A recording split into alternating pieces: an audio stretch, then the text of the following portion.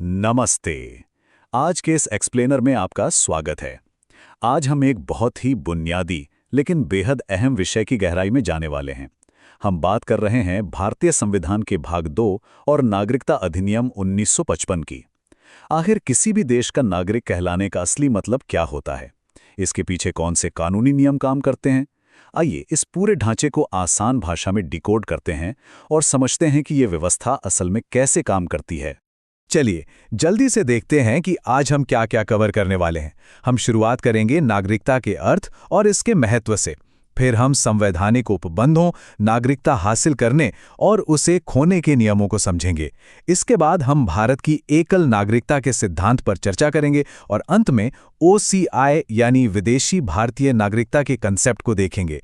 तो चलिए बिना किसी देरी के शुरू करते हैं। तो हमारा पहला हिस्सा है अर्थ एवं महत्व, नागरिक बनाम विदेशी। देखिए, किसी भी आधुनिक देश की तरह भारत में भी मुख्य रूप से दो तरह के लोग रहते हैं, एक नागरिक और दूसरे विदेशी। नागरिक वो हैं जो राज्य के पूर्ण सदस्य हैं और जिनकी देश के प्रति पूरी निष्ठा होती है। बदले में उन्हें कुछ खास अधिकार मिलते हैं, लेकिन साथ ही उन पर टैक्स देने और देश की रक्षा करने जैसी जिम्मेदारियां भी होती हैं।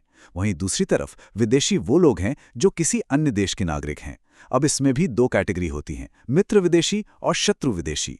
सबसे दिलचस्प बात यह है कि जो शत्रु विदेशी होते हैं, यानी वो लोग जिनके देश के साथ भारत का युद्ध चल रहा हो, उन्हें हमारे संविधान के अनुच्छेद 22 के तहत गिरफ्तारी और नजरबंदी के खिलाफ कोई सुरक्षा नहीं मिलती है।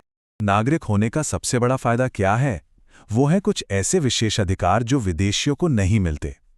भारतीय नागरिकों को अनुच्छेद 15, 16, 19, 29 और 30 के तहत कुछ विशिष्ट मौलिक अधिकार प्राप्त हैं। इसके अलावा वोट देने का और चुनाव लड़ने का अधिकार सिर्फ और सिर्फ नागरिकों के पास है। एक बहुत ही रोचक तथ्य आपको बताता हूं। अमेरिका में सिर्फ वही इंसान राष्ट्रपति बन सकता है जिसका जन्म अमेरिका में हुआ हो, लेकिन भारत में ऐसा नहीं है। हमारे यहाँ जन्म से नागरिक हो या फिर कानूनी प्रक्रिया के जरिए नेचुरलाइज्ड नागरिक बना हो, कोई भी व्यक्ति राष्ट्रपति जैसे सर्वोच्च पद तक पहुंच सकता है। चलिए आगे बढ़ते हमारे दूसरे हिस्से की तरफ, संवैधानिक उपबंधों की रूपरेखा, शुरुआती रेखा। अब एक बेहद दिलचस्प बात पर ध्यान देते हैं। जब हमारा संविधान लिखा गया था, तब उसने नागरिकता के लिए कोई पक्के या स्थायी कानून नहीं बनाए थे।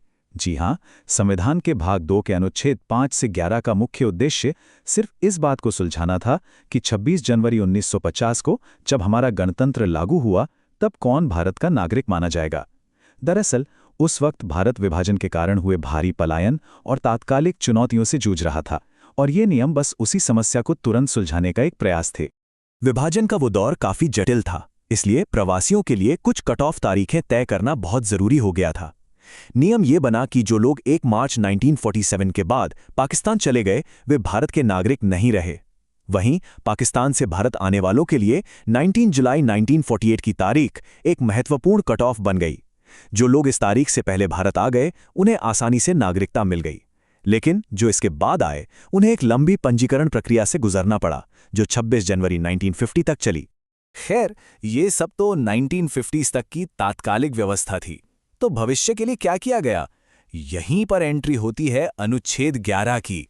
संविधान निर्माताओं ने बड़ी समझदारी दिखाते हुए भविष्य में नागरिकता के नियम तय करने की पूरी और अंतिम शक्ति संसद के हाथों में सौंप दी। अनुच्छेद 11 ने एक पुल का काम किया, जिसने संसद को नागरिकता के नए कानून बनाने का अधिकार दिया। इसी के साथ हम आते हैं अपने तीसरे भाग पर, नागरिकता का अर्जन और समाप्ति के नियम, आधुनिक नियम पुस्तिका। अब हमारे सामने एक बहुत ही स्वाभाविक सा सवाल आता है, वो ये कि आज के समय में आखिर कोई भारतीय नागरिकता कैसे प्राप्त कर सकता है? क्या इसका इकलौता तरीका सिर्फ जन्म है, या इसके कोई और भी कानूनी रास्ते मौजूद हैं? इस सवाल का जवाब हमें मिलता है नागरिकता अधिनियम 1955 में। इसके तहत नागरिकता पाने के 5 मुख्य रास्ते हैं। पहला है जन्म से, जिसमें 1987 और 2004 में कुछ कट ऑफ वर्ष जोड़े गए, ताकि ये तय हो सके कि माता या पिता में से कम एक भारतीय जरूर हो। दूसरा है वंश के आधार पर, जो भारत के बाहर जन्मे बच्चों के लिए है। तीसरा और चौथा तरीका पंजीकरण और प्राकृतिक रूप से, यानी नेचुरलाइजेशन है। नेचुरलाइजेशन के नियम काफी सख्त हैं। जैसे पिछले 14 सालों में से कम 11 साल भारत में रहना, अच्छा चरित्र होना और 8वीं अनुसूची की किसी भाषा का ज्ञान होना जरूरी है। 5वां तरीका है किसी नए क्षेत्र का भारत में शामिल होना। इसके अलावा एक खास बात यह भी है कि 1985 के असम समझौते के तहत कुछ विशेष क्षेत्रीय प्रावधान भी जोड़े गए थे। अब अगर नागरिकता पाई जा सकती है तो इसे खोने के भी कुछ सख्त नियम होंगे, है ना? बिल्कुल। मुख्य रूप से इसके 3 तरीके हैं। पहला, स्वैच्छिक त्याग, जब कोई अपनी मर्जी से नागरिकता छोड़ दे। दूसरा, बर्खास्तगी, यानी अगर कोई व्यक्ति स्वेच्छा से किसी दूसरे देश की नागरिकता ले लेता है तो उसकी भारतीय नागरिकता अपने आप खत्म हो जाती है। और तीसरा, सबसे सख्त नियम है नागरिकता से वंचित करना। अगर किसी ने धोखाधड़ी से नागरिकता हासिल की है या संविधान का अनादर किया है या फिर पंजीकरण के 5 साल के भीतर ही किसी भी देश में 2 साल की जेल काट ली हो तो केंद्र सरकार उसे नागरिकता से बेदखल कर सकती है। आइए अब रुख करते हैं हमारे चौथे विषय का, एकल नागरिकता का सिद्धांत, एक एकता का सूत्र। भारत राज्यों का एक विशाल संघ है, लेकिन अमेरिका या स्विट्जरलैंड के विपरीत हमारे यहाँ दोहरी नागरिकता का कोई कॉन्सेप्ट नहीं है। अमेरिका में क्या होता है कि एक व्यक्ति देश का नागरिक भी होता है और उस राज्य का भी जहां वो रहता है। इससे अधिकारों में भी अंतर आ सकता है। लेकिन भारत का मॉडल एकदम अलग है। चाहे कोई कश्मीरी हो या तमिलियन, गुजरात का हो या बंगाल का, पूरे देश में सबको समान अधिकार मिलते हैं। इस एकल नागरिकता का सीधा सा मकसद है बिना किसी क्षेत्रीय भेदभाव के देश में राष्ट्रीय एकता और भाईचारे को मजबूत करना। लेकिन ठहरिए, हर नियम के कुछ अपवाद भी होते हैं। समानता एक बुनियादी उसूल जरूर है, लेकिन हमारे संविधान में कुछ विशेष अपवाद रखे गए हैं। जैसे संसद किसी राज्य की सरकारी नौकरियों के लिए निवास की शर्त लगा सकती है।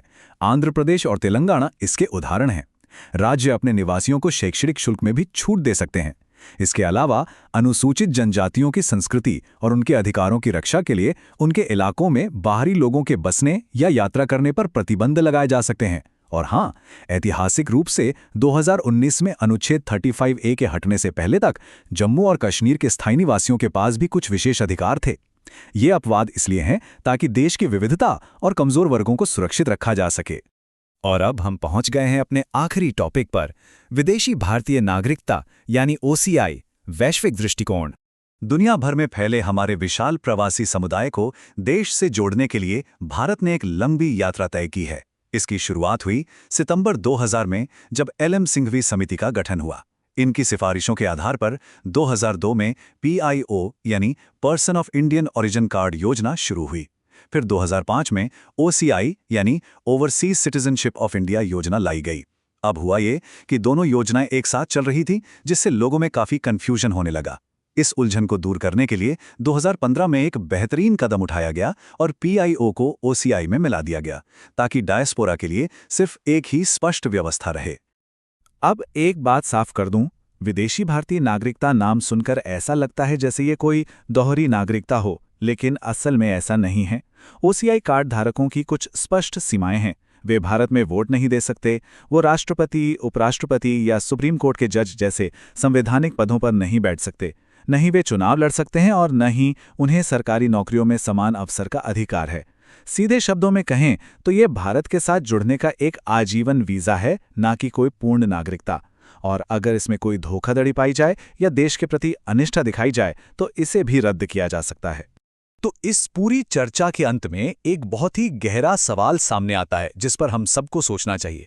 अपनी अपार विविधता से भरे इस देश में, जहां इतनी भाषाएं, इतनी संस्कृतियां हैं, क्या ये एकल और एकीकृत नागरिकता का ढांचा ही वो सबसे मजबूत धागा है जो हमारे पूरे गणतंत्र को एक साथ पिरोकर रखता है? वाकई सोचने वाली बात है कि एक नागरिक होने का हमारा ये दर्जा कितना कीमती है और इसके पीछे की ये कानूनी मशीनरी कितनी बारीकी से हमारी रक्षा करती है। आज के एक्सप्लेनर में बस इतना ही। मिलते हैं अगली बार एक नए और दिलचस्प विषय के साथ।